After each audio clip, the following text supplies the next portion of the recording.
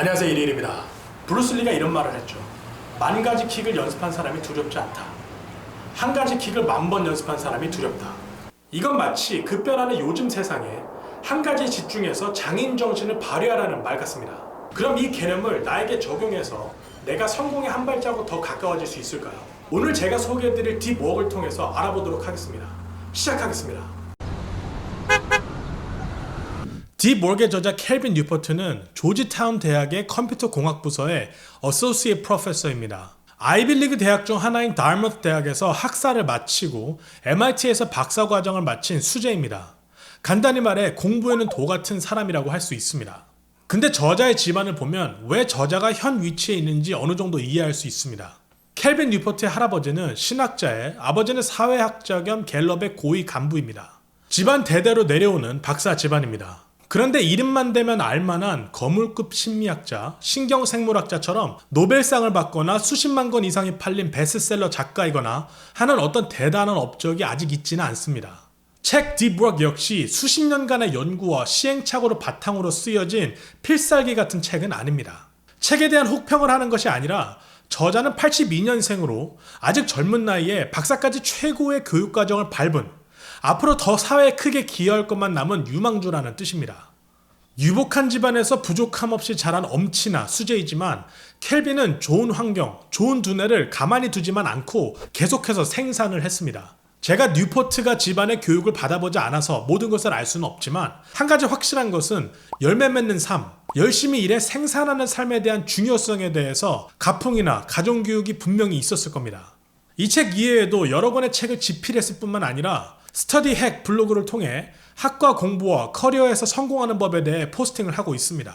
학벌, 두뇌를 갖춘 사람이 생산성에 포커스를 맞추어 삶을 살고 있다니 긴장을 늦추지 않을 수가 없습니다. 그럼 저자가 말하는 딥워크는 무엇일까요? 심플하게 말씀드리자면 일을 제대로 잘하기 위해 생산성을 높이는 기술을 말합니다. 이렇게 이야기하면 뭐 대충 일 잘하는 거다 라고 생각하실 수 있을 것 같아 저자의 예를 말씀드리겠습니다. 톰 소의 모험으로 잘 알려진 마크 트웨인, 영화감독 우디 앨런, 심리학자 칼 융 등 위대한 업적을 남긴 사람들은 딥워크를 통해 길이 남을 작품을 생산했습니다. 이에 반해 2012년 맥킨지 연구에 따르면 지식산업에 종사하는 사람들은 업무 시간의 60%를 이메일, 카톡 등의 인스턴트 메시지를 통해 소통을 하고 인터넷 서핑을 하는 데 사용한다고 합니다. 저자에 따르면 이것들은 진짜 퀄리티 있는 일을 하는데 방해 요소가 되고 집중력 저하의 원인이 된다고 합니다.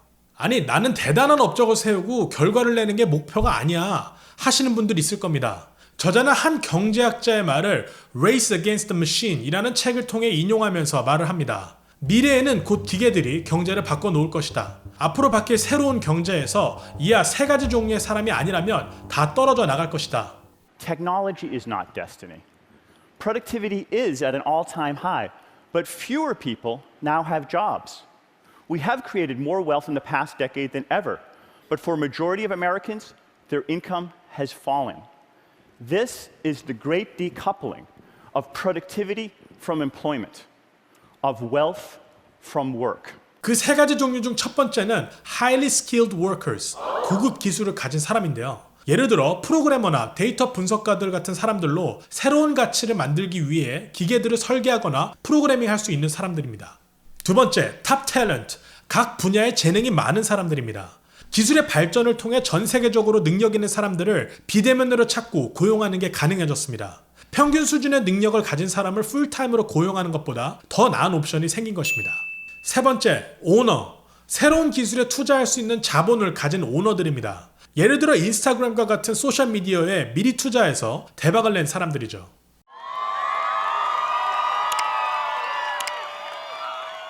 저자가 이 이야기를 꺼낸 이유는 최소한 이 3가지 중에 한 사람의 유형의 사람이 되어야만 future proof, 미래를 걱정하지 않고 기계에 대체되지 않을 수 있는 사람이 될 수 있다는 말입니다.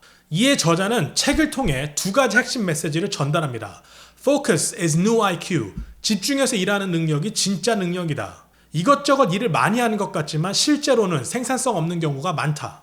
방금 말씀드린 3가지 유형의 사람 중에서 오너는 모르겠지만 고급 기술을 가지거나 최고 재능을 가진 사람이 되기 위해서는 최소한 2가지 능력을 습득해야 합니다. 저자는 말합니다. 습득하기 어려운 능력을 빨리 배우고 마스터해야 한다. 기계에 대체되지 않으려면 어려운 것을 반복적으로 빨리 배워야 한다고 말하는 대목인데요. 어려운 것을 소화하는 강도 높은 이 과정에 딥워크가 필요하다고 말합니다. 근데 이게 신경과학적으로도 말이 됩니다. 계속해서 특정 항목의 어려운 것을 배우고 빠르게 소화하는 사람을 신경과학적으로 말하면 다음과 같습니다. 한 기술에 강하게 몰입해서 집중하면 독립된 신경회로를 계속해서 자극하게 된다. 그 결과 마이엘린이 자극된 신경회로 주변에 분비된다. 이렇게 되면 자극된 신경회로가 다음에 더 빠르게 반응한다. 고로 한 기술을 더 잘하게 된다. 두 번째 포인트입니다. 저자는 책에서 슈퍼스타라고 말하는데요. 저자가 말하는 슈퍼스타들은 가치 있는 기술들을 마스터만 하는데 그치지 않는다고 합니다. 이들은 그것들을 통해 엄청난 결과를 가져오는 사람들이라고 하는데요. 예를 들어 사회에 문제가 있는데 컴퓨터 프로그램 개발을 통해 해결하는 것 같은 것입니다. 저자가 소개하는 제이슨 벤이라는 사람은 경제학 대학원생이었는데 6개월 후 전공 분야를 바꿔버렸다고 합니다. 여지껏 경제학과 대학원생으로서 쌓은 지식과 익숙함을 6개월 만에 컴퓨터 프로그램으로 만들었다고 합니다. 일단 그는 자기 자신을 2달 동안 가둬놓고 강도 높은 공부를 한 후 코딩 부트캠프에 참여해 좋은 성적을 거뒀습니다. 뿐만 아니라 그곳에서 새로운 직장을 얻었는데 전 직장 월급의 2배를 벌었다고 합니다. 성격이 다른 업무를 오가다 보면 전에 하던 업무가 지금 해야 하는 일의 발목을 잡는다고 합니다. 저자는 이것을 attention residue라고 표현합니다. 적당한 수준의 일을 여러 개 하는 것보다 정말 어려운 일 한 가지를 오랫동안 하면 이 문제는 해결된다고 합니다. 딥워크를 적용해야 하는 것이죠. 그럼 저자를 통해 일에 집중하는 능력을 키워 제대로 된 일을 해내는 딥워크에 대해서 더 자세히 설명드리겠습니다.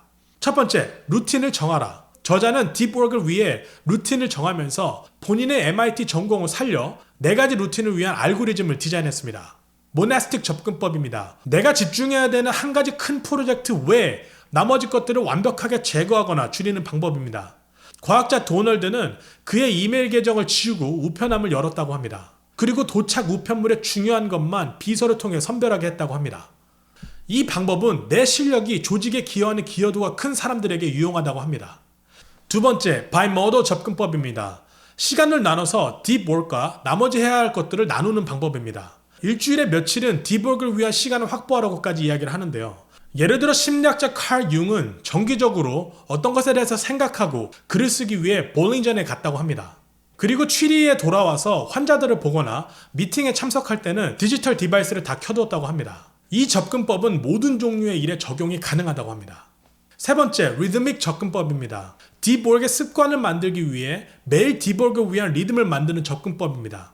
딥워크를 마칠 때마다 달력에 크게 X 표시를 하는 것처럼 시각적 인디케이터들을 이용하거나 하루 중 어떤 시간을 정하여 딥워크를 하라고 말합니다. 하루 전체를 딥워크를 위해 쓰는 것과는 결과가 다를 수밖에 없다고 합니다.